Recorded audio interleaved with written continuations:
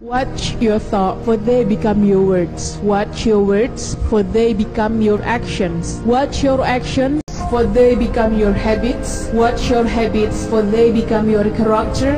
Watch your character, for they become your destiny. In other words, what you think, you become. Perhatikan apa yang kita pikirkan, karena itu akan keluar menjadi ucapan, menjadi kata-kata. Perhatikan apa yang kita ucapkan, karena itu akan keluar menjadi tindakan, menjadi actions. Perhatikan apa yang kita lakukan, karena ketika itu diulang-ulang terus, dia akan menjadi habits, kebiasaan. Perhatikan kebiasaan kita mulai dari mata terbuka sampai tertutup lagi, karena dia akan menjadi karakter. Perhatikan karakter kita, karena demikianlah takdir kita. Dengan kata lain, apa yang kita pikirkan, demikian takdir kita.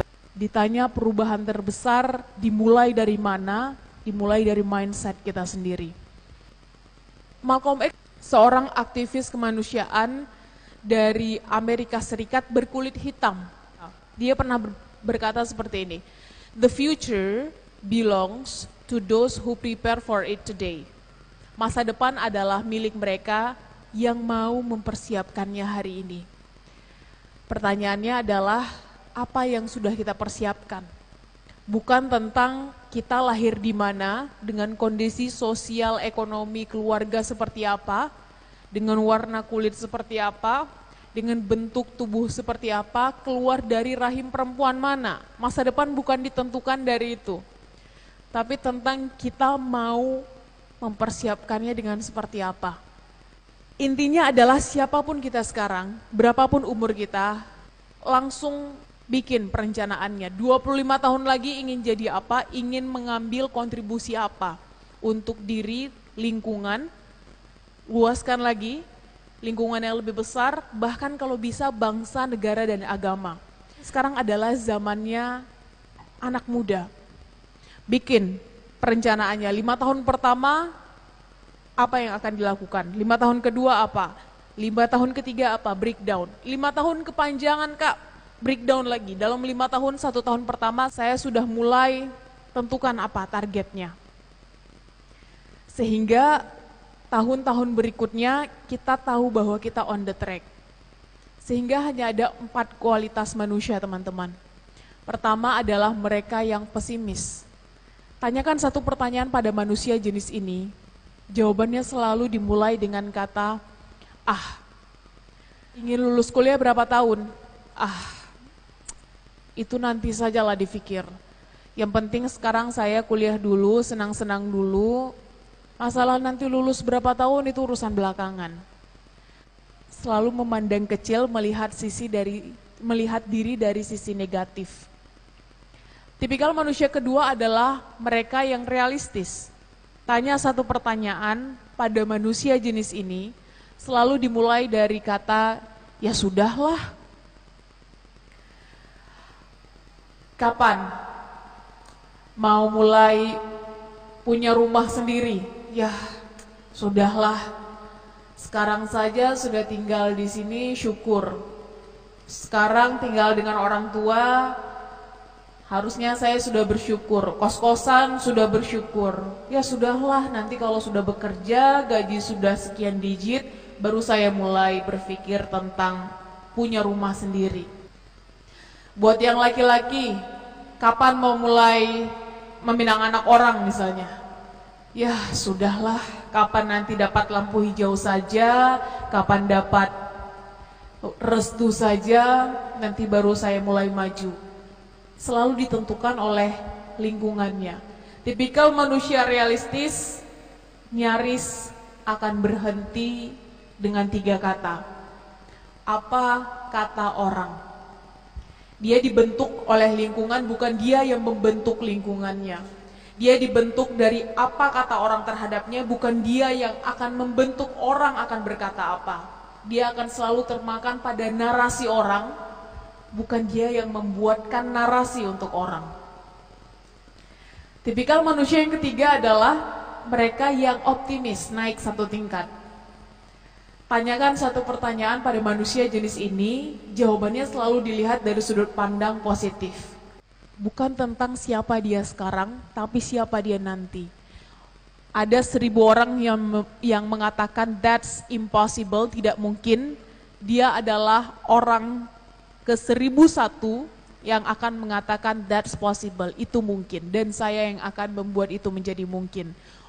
Orang lain bilang itu mustahil, dia duluan yang akan memvisualisasikan cita-citanya dalam pikirannya. Tipikal manusia yang keempat naik lagi satu tingkat, mereka yang progresif. Teman-teman, kadang-kadang kita hidup terbentur dengan yang namanya aturan, betul nggak? Buat mahasiswa ada yang namanya aturan kampus. Buat yang sudah bekerja di sini ada yang namanya aturan perusahaan. Nanti kalau sudah selesai, mungkin punya usaha sendiri, sebagai warga negara pun ada namanya aturan negara. Bahkan sebagai makhluk ilahi, ada yang namanya aturan agama. Kita hidup dengan aturan.